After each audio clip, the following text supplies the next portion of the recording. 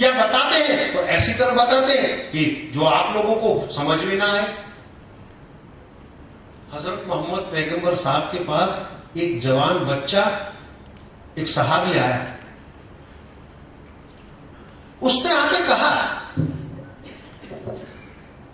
कि हुजूर पाक सल्लल्लाहु अलैहि वसल्लम, मैं अपनी बीवी से तंग आ गया हूं, बड़ी कर्कश है, हमेशा मुझसे झगड़ती रहती है, मेरा जीना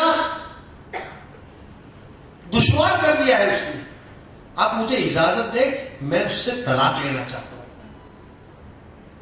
मोहम्मद साहब थोड़ी देर के लिए उसे सुन रहे, उस जवान बच्चे को देख रहे हैं, फिर कह रहे हैं, जा अपनी बीवी से निबाह करने की जिहाद कर, अपनी बीवी से निबाह करने की जिहाद कर। इसका मतलब ये क्या, तू उसको सहने की पूरी कोशिश कर, उसके साथ निबाह करने की कोशिश कर। कुरान शरीफ में दो लफ्ज का बहुत ज्यादा इस्तेमाल किया गया है, एक जिहाद और दूसरा किताब।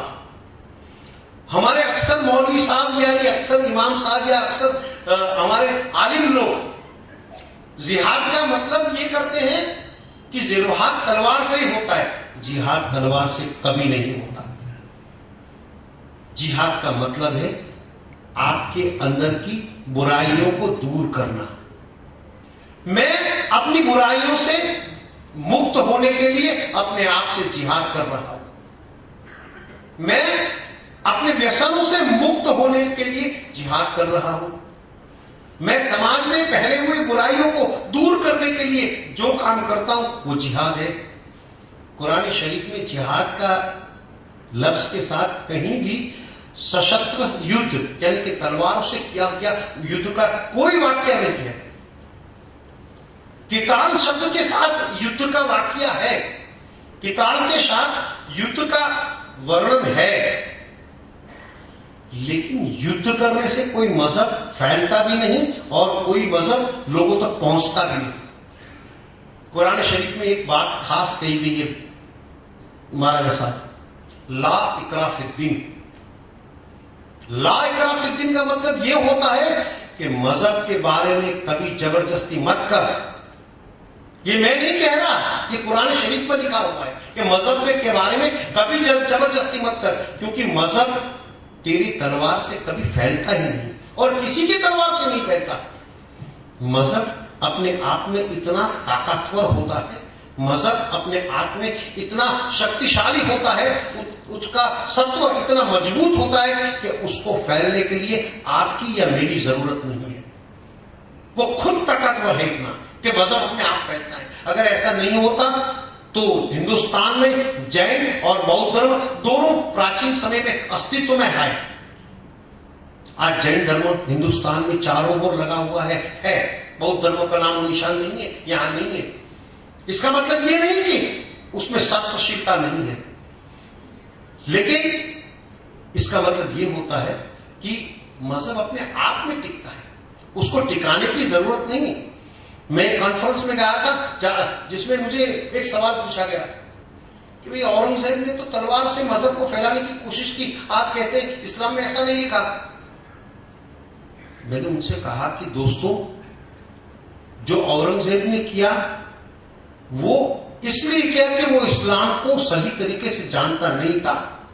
इसमें औरंगजेब की गलती है, इस्लाम की गलती नहीं है। क्योंकि आप इंसान और मजहब को एक कर देते हैं, फिर सोचने लगते हैं कि महबूब देसाई इसका मतलब इस्लाम। मैं इस्लाम नहीं हूं भाई, मैं तो इस्लाम का नुमाइंदा हूं, मैं तो इस्लाम का फॉलोअर्स हूं। मैं तो इस्लाम को अपनी तरीके से जितना समझता हूं उतना अपनी जिंदगी में उतारने की कोशिश करता हूं।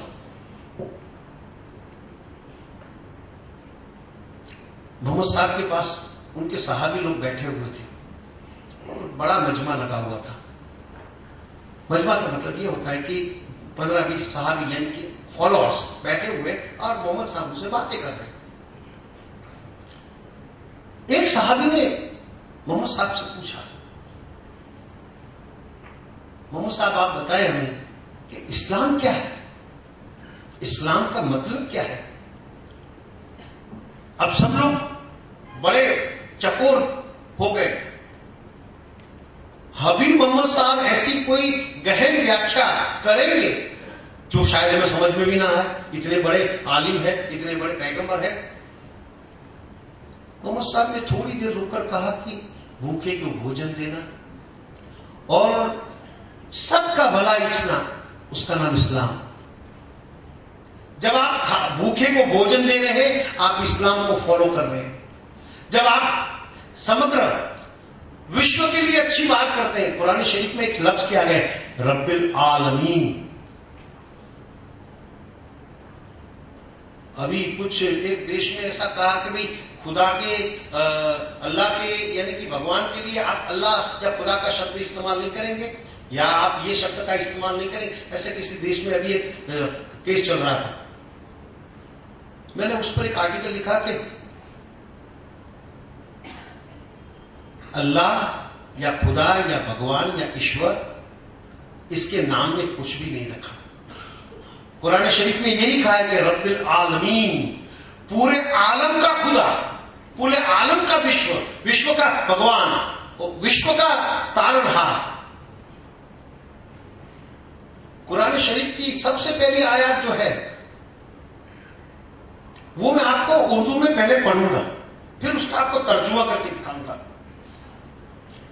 अल्हम्दुलिल्लाह रब्बिल आलमीन अर्रहमानिर रहीम मालिक यौमुद्दीन इय्याका नअबुदु व इय्याका नस्तईन इहदिनस सिरातल मुस्तकीम सिरातल लज़ीना अनअमता अलैहिम गैरिल मग़लूबी अलैहिम वलद्दालिन आमीन। ये कुरान शरीफ की पहली आयत है और उस आयत में कहीं भी किसी को मारने की या किसी को हिंसा पहुंचाने की कोई बात नहीं है। उसका तर्जुमा हिंदी में यह होता है, दयावान को प्रणाम, कृपावान को प्रणाम।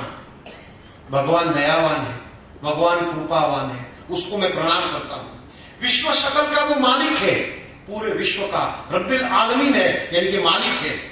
अंतिम दिन का चालक है वो, अंतिम दिन का चालक है। आखिरी दिन जब हम अल्लाह के पास, भगवान के पास पहुंचे जाएंगे, उस वक्त आपका और मेरा हिसाब होगा।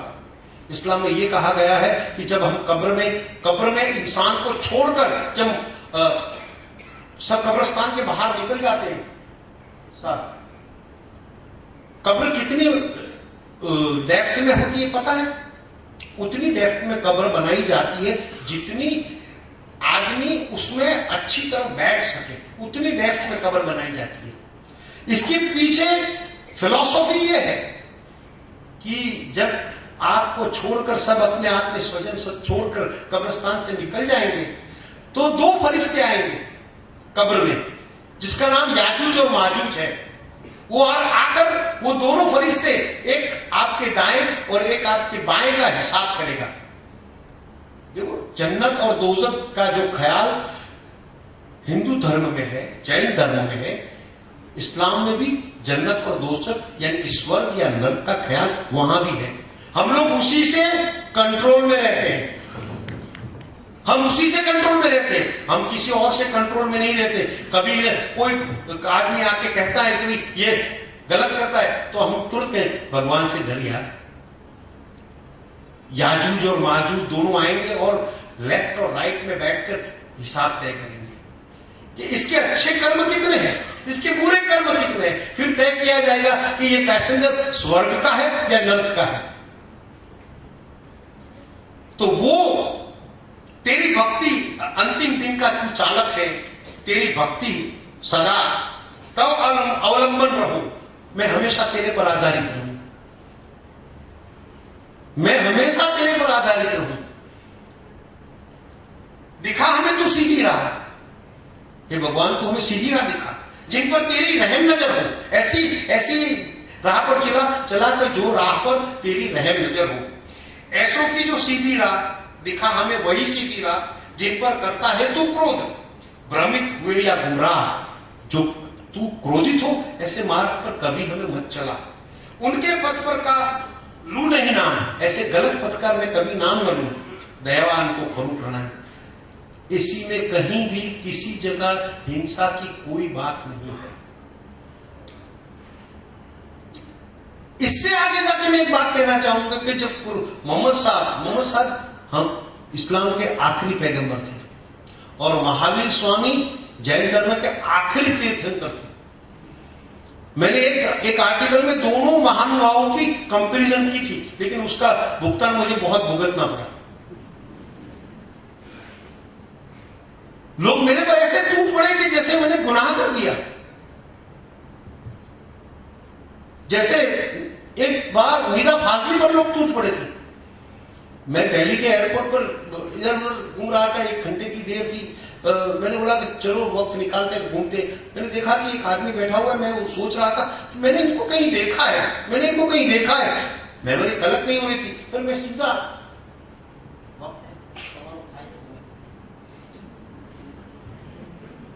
मैंने बहन को कहा कि वक्त अगर हो जाए तो मुझे कहना, मैं तो मास्टर हूं, एक बार शुरू हो जाता हूं तो फिर मुझे कहना पड़ता है कि साथ अब दूसरों को भी हमें वक्त देना है। मैंने देखा कि ये कौन है। फिर मैंने जाके उनसे पूछा कि जनाब, मैं आपको पहचान नहीं सका, आप कौन है? मैं निदा फाजली हूं। और मैंने बोला, ये क्या मेरी तकदीर कि ये इतना बड़ा शायर मेरे सामने बैठा हुआ है। मैं क्या थोड़े मायूस थे। क्यों साहब, क्यों इतने मायूस क्यों है आप? तो मैंने बोला पाकिस्तान से आ रहा हूं, वहां एक मुशायरा था, तो मुशायरे में गया था तो एक शेर पढ़ा तो वहां बड़ा हंगामा हो गया। मैंने बोला कौन सा शेर आपने पढ़ा? तो इतना बड़ा हंगामा हो गया और आप जैसे इतना बड़ा तो मुकम्मल शायर डिस्टर्ब हो गया। मैंने कि 4 लाइन पढ़ी, अपने गमों पर न रोया जाए, अपने गमों पर न रोया जाए, चलो घर की चीजों को सजाया जाए। हम लोग हमेशा अपने गमों पर रोते हैं, जो घर में चीज है उसको नजरअंदाज करते हैं और उसकी खुशी नहीं मनाते। गमों पर न रोया जाए, चलो घर की चीजों को सजाया जाए। घर से मस्जिद है बहुत दूर, चलो किसी रोते हुए बच्चे को हंसाया जाए।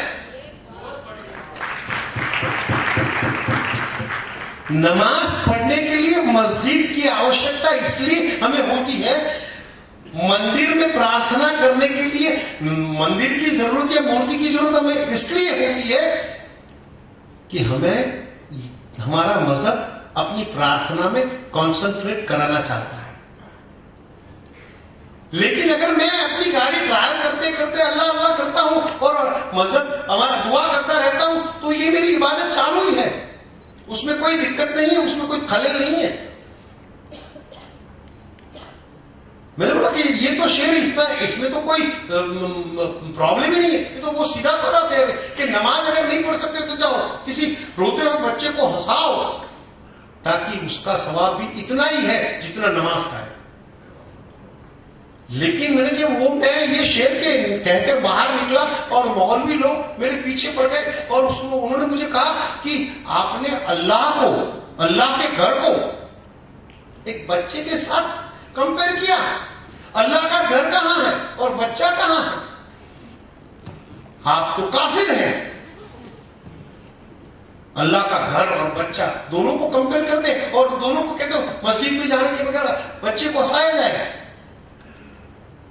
फिर मैंने कहा साहब आपने क्या फरमाया? मैंने कहा कि एक ही लफ्ज उनको कहा। बड़ा हंगामा होने के बाद मैंने उनको एक ही लफ्ज फरमाया, मस्जिद को तो इंसान ने बनाया है और बच्चे को तो खुदा ने बनाया है।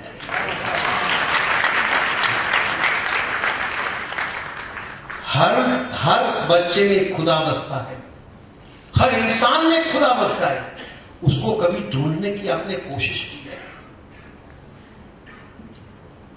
अभी मैं थोड़ी देर के लिए बाहर गया था, मेरी छोटी सिस्टर हज पढ़ने गई है। उसका मैसेज था कि भाई साहब दुआ कीजिए हमारी हज कबूल हो जाए। मैंने बोला कि हज कबूल करना मेरे हाथ में नहीं है, मैं दुआ करता हूं। लेकिन अरबस्तान में बैठे हुए एक मोची की हज कबूल हो गई। मैं वाकया कह रहा हूं बरसों पहले का। और एक औलिया के